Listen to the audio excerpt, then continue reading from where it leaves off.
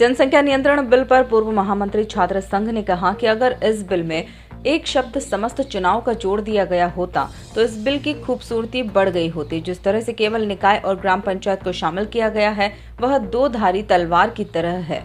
जैसे इस देश में पैरामिलिट्री फोर्स और सरकारी कर्मचारियों को 2004 के बाद पेंशन नहीं दी जाती, लेकिन माननीय सांसद, विधायक, राज्यसभा सदस्य और विधान परिषद सदस्य को पूर्व होने के बाद उसका भी पेंशन और विधायक से सांसद होने का भी पेंशन, दो पेंशन दी जाती है। ठीक उसी तरह से इस बिल को भी लाया गया है। अगर इस बिल में वह तत्व शामिल कर दिया जाए, वाकई में इस देश और प्रदेश का अगले 15 वर्षों में बहुत कुछ आमूलचूल परिवर्तन हो जाएगा। मैं प्रदेशवासियों को एक संदेश और एक सुझाव उनके साथ शेयर करना चाहता हूं कि इस समय जो जनसंख्या नियंत्रण बिल उत्तर प्रदेश सरकार द्वारा माननीय यशस्वी मुख्यमंत्री आदित्यनाथ योगी जी द्वारा जो लाया गया है, उसका मैं हार्दिक अभिनंदन एवं स्वागत करता हूं। और हर पढ़े लिखे इंसान को, चाहे वो किसी धर्म जाति विशेष से बिलोंग करता हो, उसको इसका आदर करना चाहिए और सहयोग करना चाहिए, ऐसी मेरी मान्यता है। लेकिन मैं ये भी कहना चाहता हूं, इस बिल में भी दो धारी तलवार का प्रयोग किया गया है।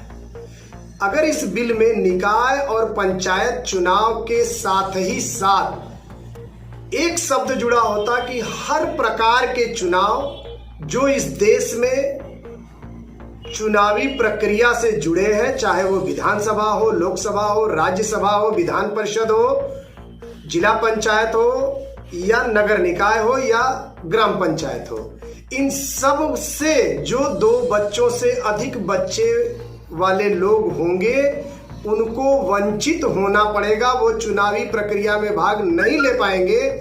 तो इस बिल में वाकई में 4 चांद लग जाता।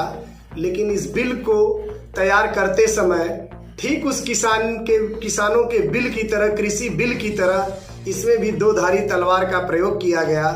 मैं पूछना चाहता हूं कि ये तो वो परिणाम हो गया जैसे 2004 के बाद सरकारों ने कहा कि पैरामिलिट्री फोर्स और सरकारी कर्मचारियों को पेंशन नहीं दी जाएगी, लेकिन माननीय सांसद, माननीय विधायक, माननीय विधान परिषद सदस्य, माननीय राज्यसभा सदस्य और पूर्व भी हो जाएंगे तो भी इनको पेंशन मिलती रहेगी।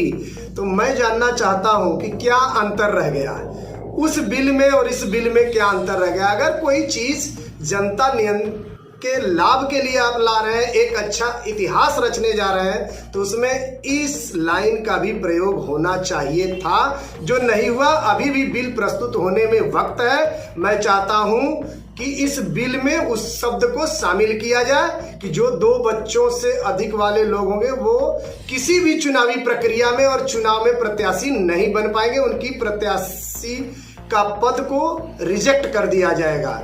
इन्हीं चंद शब्दों के साथ मैं एक बात और कहना चाहता हूं, चाहे जिस भी दल की सरकार होती है,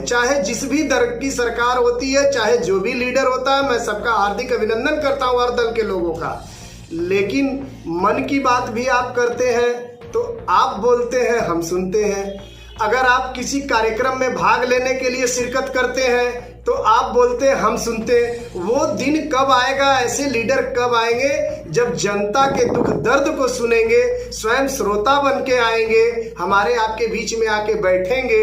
अगर बनारस में कोई कार्यक्रम करना है तो अरबों रुपया खर्च करने की क्या जरूरत है? दिल्ली से स्पीच दीजिए ना, वहीं से बटन दबा दीजिए, सारा शिलान्यास हो जाएगा। अगर आप जनता के बीच में आए हैं तो जनता की सुनने की आदत डालिए और अपने को सुनने के रूम में रखिए। वक्ता की श्रेणी में जनता को रखिए और श्रोता की श्रेणी में अपने को रखिए। जनता के दुख दर्द को शेयर करिए और इस देश से और इस प्रदेश से भ्रष्टाचार मिटाने का लिखित में प्रयास करिए, वास्तविक कार्य करिए, केवल ढोंग न किया जाए, क्योंकि भ्रष्टाचार बिल्कुल जड़ तक हो गया है। और इस भ्रष्टाचार मिटाने में किसी के साथ भी अन्याय और न्याय करने के लिए आपको तटस्थ होना पड़ेगा। मैं आप सबको पुनः एक बार प्रणाम करता हूं। वीडियो को लाइक करें, शेयर करें और चैनल को सब्सक्राइब करें। खबरों के नोटिफिकेशन के लिए बेल आइकन दबाना न भूलें।